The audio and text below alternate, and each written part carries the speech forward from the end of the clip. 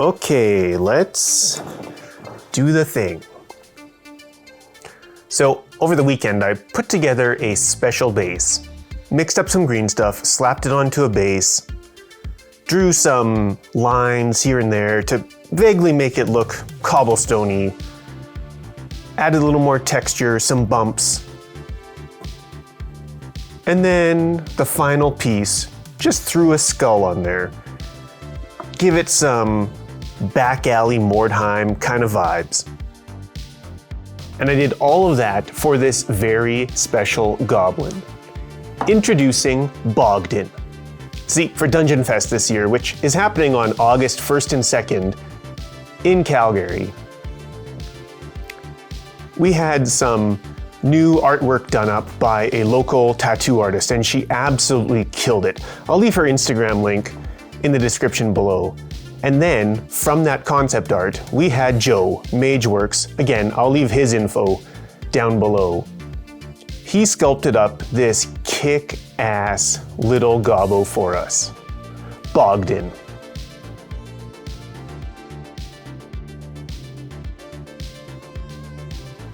Now, as much as I've been enjoying my gouache painting process recently, I really wanted to give our friend Bogden here a classic, sketchy, caffeinated miniatures paint job.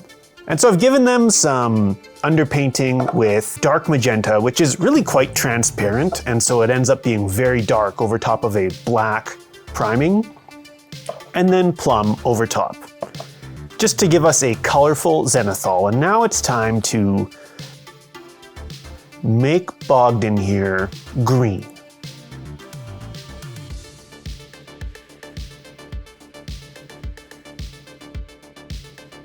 So to make our little friend Bogden here green, I started with this bright yellow-green and mixing some of that underpainted plum into it, which honestly created a very interesting green that I quite like.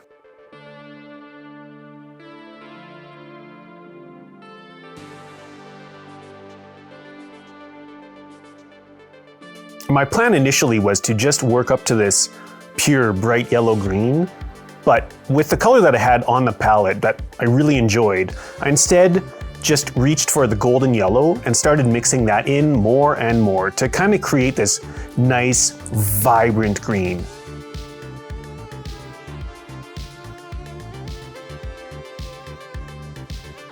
And to really pump up the contrast from the front of the model to the back to kind of showcase that the light is hitting his face. The final highlights were just purely golden yellow.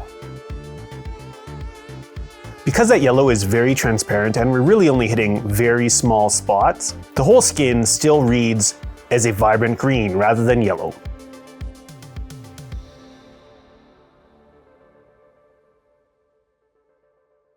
And you may have noticed that I was skipping areas like the knees and the elbows and the nose. I wanted those areas to look different, more worn, maybe dry and kind of crusty looking.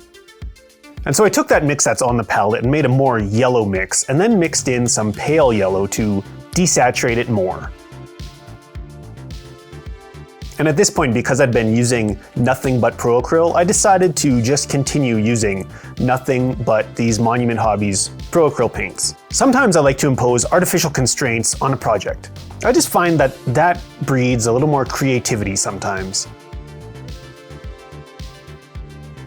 I just need to cut in real quick to tell you more about Dungeon Fest, which is our indie gaming convention happening August 1st and 2nd in Calgary, Alberta. This year we've got Gaslands and Mech 28, Idols of Torment, Flames of Orion, and the Alberta Mordheim Open, which is capped at 40 players and sold out real quick last year. And not to mention that we got Magic the Gathering Draft happening all weekend, plus Pre-Modern, Commander, and other old school favorites. Plus we've got all of your tabletop RPG needs covered. Old school essentials, Morkborg, our homie Milan's rad Morkborg hack, Dart Rats, and so much more. And of course, live music on Saturday night. Cultist, Silk Road, and Vargul. I'll shut up about it for right now, but just go to dungeonfest.ca. Tickets are live right now. Plus you can pre-order shirts, our dice for this year, and Bogden the Goblin. Now, on our little friend, I kind of decided that the important parts of him were really his face or skin, the blade, and his right shoulder pauldron armor thing. And so those are the areas that I focused on, or at least made pop out more. So Bogden's boots and raggedy clothing I made very desaturated brown, so they just kind of fade into the background.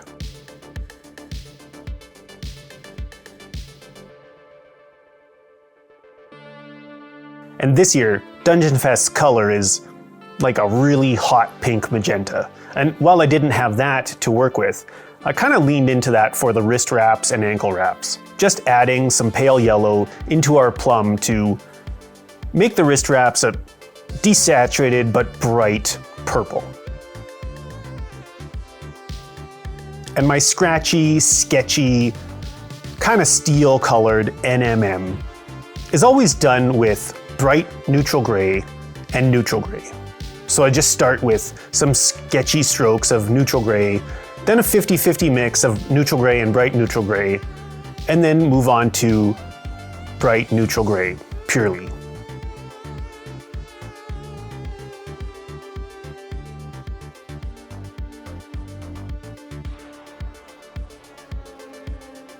And then this time I added a tiny highlight of bold titanium white, just in a couple of spots to really add a little bit of a specular highlight.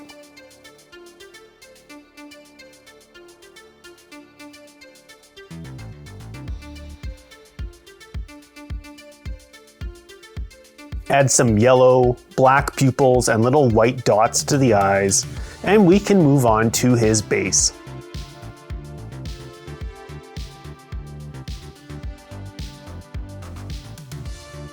On the skull, I used the neutral gray that was already on the palette, and then mixed in a little bit of ivory, and then more and more ivory with just some sketchy brush strokes to make it look vaguely bone-ish, like a dark bleached bone.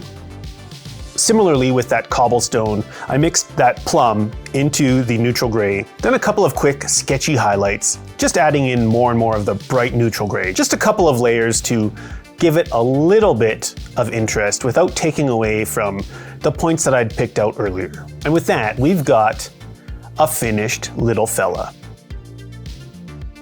All right, Bogden is done and he looks pretty decent. And don't worry, I need to get photos of him to put him onto the website right now, so you'll see the close-ups in a second. And be sure to go to dungeonfest.ca to learn more about it, because I probably didn't do a great job of selling it, and it deserves more attention than my rambles.